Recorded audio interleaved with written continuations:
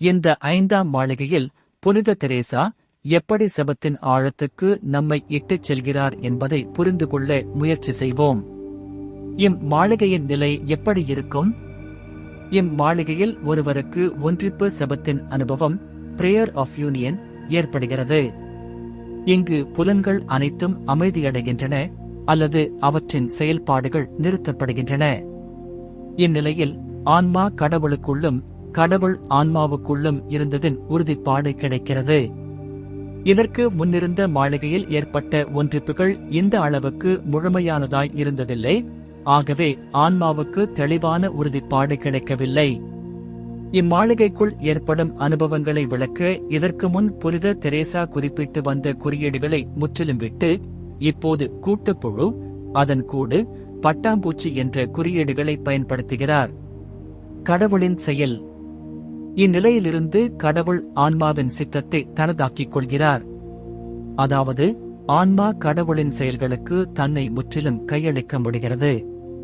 குறிப்பாக இறை மைய அருள் சார்ந்த ஒன்றிப்புக்குப் பின் prayer of union with the divine இத்தகைய நிலை ஏற்படுகிறது. ஆன்மாவின் நிலை. இறை நம்பிக்கைக்கு பற்றுறுதிமிக்கவராய் வாழ வேண்டும் என்ற ஆவலும் இறைவனுக்கு முற்றும் கையளிக்க வேண்டும் என்ற ஆர்வமும் இங்கே பொங்கி வருகிறது. ஆகவே இறைவன் மீது நம்பிக்கை கொண்ட கீழ்ப்படிதல் உருவாகிறது. தனது தாழ்நிலையைக் கண்டு மனமிறங்கி தனக்கு பேரருள் செய்துள்ள கடவுளை எப்போதும் புகழ்ந்து கொண்டே இருக்க வேண்டும் என்ற மனம் உருவாகிறது. கிறிஸ்துவின் செயல். இறைஞானம் ஆன்மாவை தன்வயப்படுத்துகிறது. கடவுள் முடிவில்லா காலம் தொட்டு நம்மை முன்னிட்டு கொண்டுள்ள இறை திருவுளம் நிறைவேற ஆன்மா தன்னை முற்றிலும் கையளிக்கிறது. காண்க எபேசியர் 1:3-14 வரை. திரு அவையில் தான் எவ்விதமாய் வாழ வேண்டும் என்ற உணர்வு மேலோங்கி வருவதால் திரு அவையை முன்னிட்டு கடவுள் தனக்கு அருளும் சிறப்பு அருளை ஆன்மா புரிந்து கொள்கிறது. காண்க 1 கொரிந்தியர் 12:4-11 வரை. தூய ஆவியாரால் ஆட்கொள்ளப்படுவது என்றால் என்ன என்ற அனுபவத்தை கிறிஸ்து இங்கே கொடுக்கிறார். செபிக்கும் அன்பர் இப்போது கடவுளுடன் அன்பின் ஒன்றிப்பின் வாசலில் நிற்பதை உணர முடிகிறது. முன்னுரை. இந்த மாளிகையையும் அதனுள் ஏற்படும் அனுபவ நிகழ்வுகளையும் விளக்க தெரேசா கம்பளி புழுவையும் அதன் கூட்டையும் குறியீடாக அடையாளமாக தருகிறார். இந்த குறியீடுகள் நாம் கிறிஸ்துவுக்குள் அடையும் மாற்றம், மறுபிறப்பு, பொதுவாழ்வு போன்றவற்றை விளக்க உதவும். அகக்கோட்டையின் இம்மாளிகையில் நாம் கிறிஸ்துவுடன் அடையவிருக்கும் ஒன்றிப்பானது தொடக்கம் பெறுகிறது. கிறிஸ்துவுக்கு நாம் சிறந்த பக்தர்களாய், உண்மையுள்ள சீடர்களாய் விளங்கவும் இங்கு நாம் சுவைக்கும் கடவுளுடன் கொள்ளும் ஆன்மீக ஒன்றிப்பு அவசியம். நாம் கடவுளின் திருவுளத்தை, சித்தத்தை தேடிச் செய்வதிலும் பிறர் மீது கொள்ளும் உண்மையான பற்றற்ற அன்பிலும் இது வெளிப்படும். இக்கருத்தை இன்னும் சிறந்த விதமாய் விளக்க முதுபெரும் தந்தையர்களையும் இறைவாக்கினர்களையும் இனிமைமிகு பாடலில் வரும் தலைவனையும் நம் கண்முன் புனித தெரேசா கொணர்கிறார். மேலும் நாம் யூதாவையும் சவுலையும் தியானித்து ஒரு சில உண்மைகளை மனத்தில் பதிய வைத்துக் கொள்ள இங்கு அழைக்கப்படுகிறோம். மேலும் தெரேசா எரியும் முட்புதரையும் மோசேயின் அனுபவத்தையும் கண்முன் நிறுத்துகிறார். மோசே அடைந்த இறை அனுபவம் தெரேசாவின் கவனத்தையும் கருத்தையும் கவர்ந்த ஒன்றாகும். நீ நின்று கொண்டிருக்கும் இந்த இடம் புனிதமான நிலம். விடுதலை பயணம் 3:7.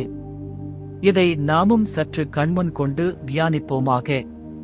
மோசே நின்ற இடம் அங்கு இருந்த பறந்து விரிந்த நிலப்பரப்பில் ஒரு மிகச்சிறிய பாகமே. எனினும் மோசே நின்ற இடத்தின் வித்தியாசம் அல்லது அதன் புனிதம் எங்கிருந்து வந்தது? அங்கு காணப்பட்ட நெருப்பால் இருந்து கொண்டிருந்த முட்புதர்தானே காரணம்? காண்க விடுதலை பயணம் 3:2. அந்த எரியும் முட்புதர் ஒரு விசேட முறையில் கடவுளின் வியப்பூட்டும் இருப்பை, பிரசன்னத்தை, வெளிப்பாட்டை உணர்த்தியது. அங்கே கடவுளையும் தன்னையும் ஒரு மெல்லிய திரையே பிரித்திருந்தது போன்று அன்று மோசே உணர்ந்திருக்க வேண்டும் அல்லவா? புனித தெரசாவுக்கு 5ஆம் மாளிகையில் இவ்விடத்தில் கடவுளுக்கும் ஆன்மாவுக்கும் இடையே ஏற்படும் ஒன்றிப்பை புரிந்து கொள்ள இந்த குறியீடு அல்லது அடையாளம் உதவியாயிருந்தது எனலாம். புனித தெரேசா இந்த பகுதியை எழுதுகிற போது அவர் தனக்கு ஏற்பட்ட தன் ஆன்மாவில் பதிந்திருந்த அனுபவத்தை மனதில் கொண்டு எழுதினார். அவர் இருவரின் ஒன்றிப்பு என்று ஆன்மாவுக்கும் கடவுளுக்கும் ஏற்படும் ஒன்றிப்பையே குறிப்பிடுகிறார். இங்கு உள்ளத்தில் உறையும் மணவாளராம் கிறிஸ்துவுக்கும் ஆன்மாவுக்கும் இடையே நடக்கும் ஒன்றிப்பை குறியீடாக காண்பிக்கிறது இந்த அகக்கோட்டை. இது திருத்தூதர் தூய பவுல் கிறிஸ்துவுக்கும் திரு அவைக்கும் இடையே உள்ள ஒன்றிப்பை நினைவுபடுத்துவதாக உள்ளது அல்லவா?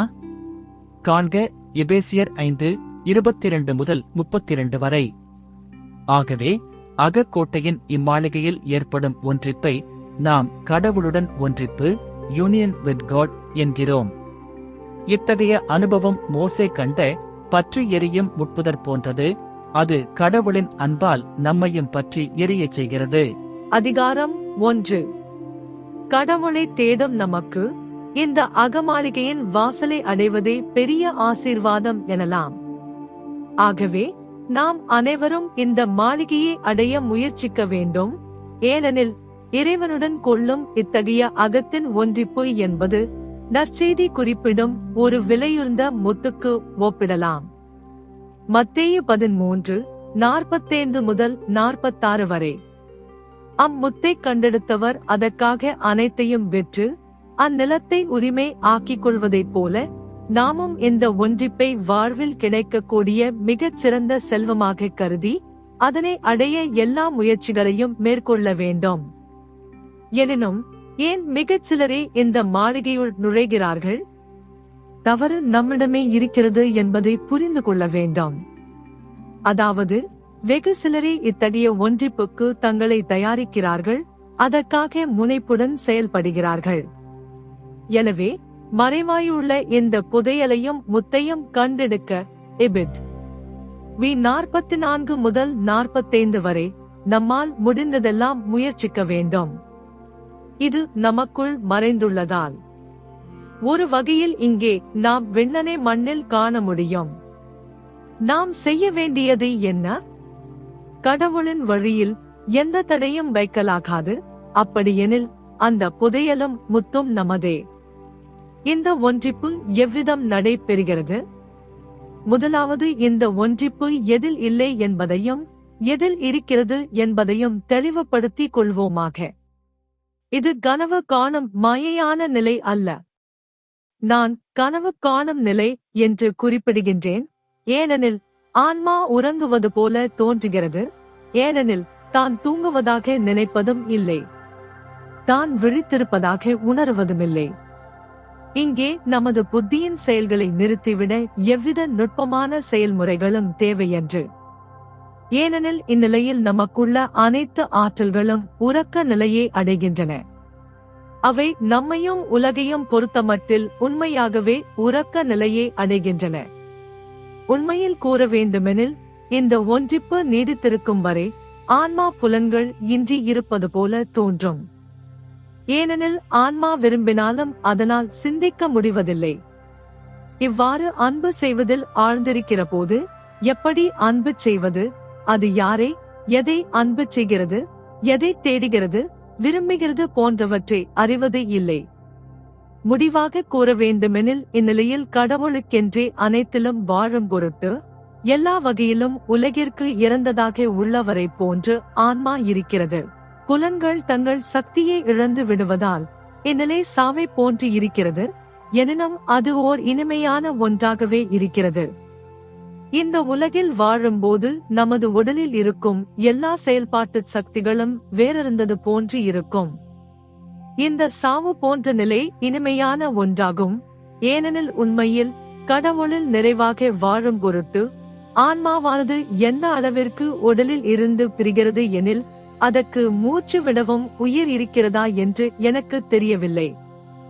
மயக்க நிலையில் ஒருவர் இருக்கும்போது அவர் செத்தவர் போன்று இருப்பது போல் உணர்வு நிலையே ஆன்மா இழக்கவில்லை எனினும் கையும் காலும் கூட அசைவதில்லை.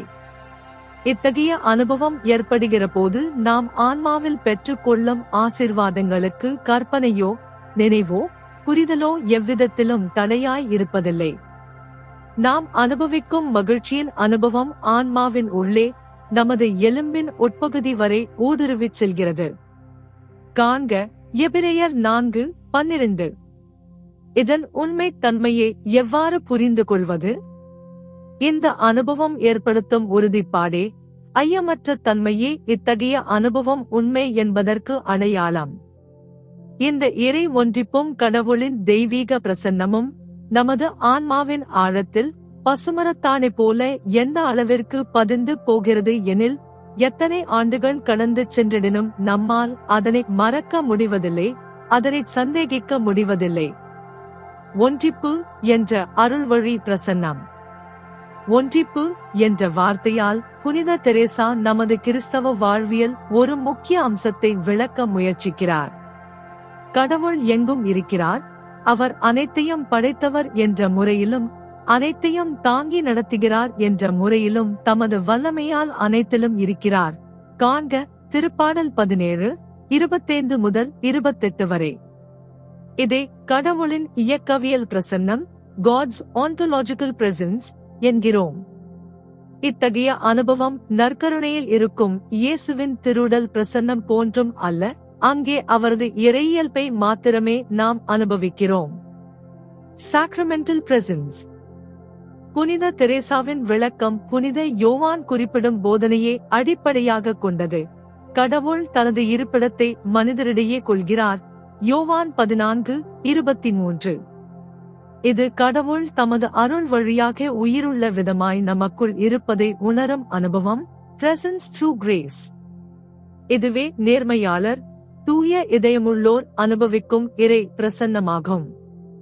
இத்தகைய அனுபவம் நமது இயல்பான உணர்ச்சிகள், புரிதல், ஒரு பொருளைப் பற்றி நாம் அறிந்து கொள்ளும் பகுப்பாய்வு முறை போன்றவற்றை கடந்ததாகும்.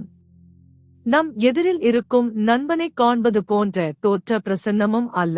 ஒரு கிறிஸ்தவர் கிறிஸ்துவுக்கு மிகவும் உண்மையுடன் வாழும்போது இத்தகைய இறையனுபத்துக்கு அவர் இட்டுச் செல்லப்படுவது இயல்பாகும்.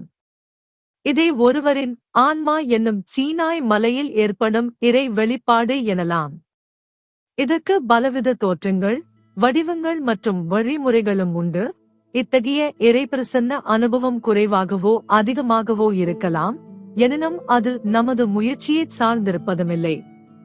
இறையனுபவத்தின் இத்தன்மையை விளக்க புனித தெரேசா இனிமைமிகு பாடலின் வரியை பயன்படுத்துகிறார்.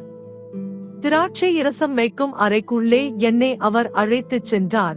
இனிமை மிகு பாடல் 2:4. தலைவி, அதாவது காதலி, இதனை பாடுகிறாள். இந்த பாடல் வரியானது தலைவனே காதலுடன் தன்னை திராட்சை இரசம் வைக்கும் அறைக்குள் அழைத்துச் சென்றதாக கூறுகிறது. மேலும் நகரத்தின் எல்லா இடங்களிலும் தன் அன்பரை தேடிச் சென்றதாகவும் காதலி கூறுவதை நாம் காண முடிகிறது. காண்க 5:5 முதல் 8 வரை.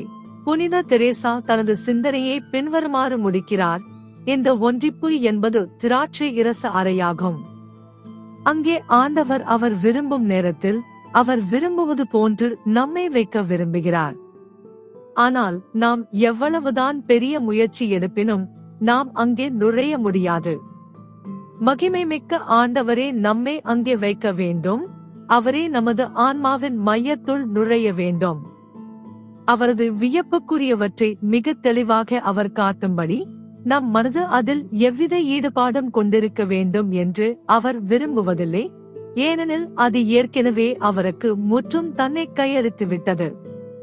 நமது புலன்கள் மற்றும் ஆற்றல்களின் கதவுகளும் திறந்திருக்க வேண்டும், அதாவது நிகழ்பவற்றை புரிந்திருக்க வேண்டும் எனவும் விரும்புவதில்லை, ஏனெனில் அவை உறக்கத்தில் உள்ளன. அமைதி உங்களுக்கு உண்டாகுக என்று அவர் தனது சீடர்களுக்கு கூறிய போது நுழைந்தது போலவோ அல்லது மூடியிருந்த கல்லை அகற்றாமல் கல்லறையை விட்டு வெளியே வந்தது போலவோ அவர் எந்த கதவு வழியையும் அல்லாமல் ஆன்மாவின் மையத்தில் நுழைய விரும்புகிறார். அதாவது நமது புலன்கள் மற்றும் ஆன்மாவின் ஆற்றல்களின் செயல்பாடுகளின் உதவியின்றி அவரால் நமக்குள் நுழைய முடியும். இன்னும் மேற்கொண்டு இறுதி வாழ்விடத்தில் எவ்வாறு மகிமைமிக்க ஆண்டவர் இங்கே அனுபவிப்பதை விடவும் ஆன்மாவின் மையத்தில் அவரில் மகிழ வேண்டும் என விரும்புகிறார் என்பதைக் காண்போம்.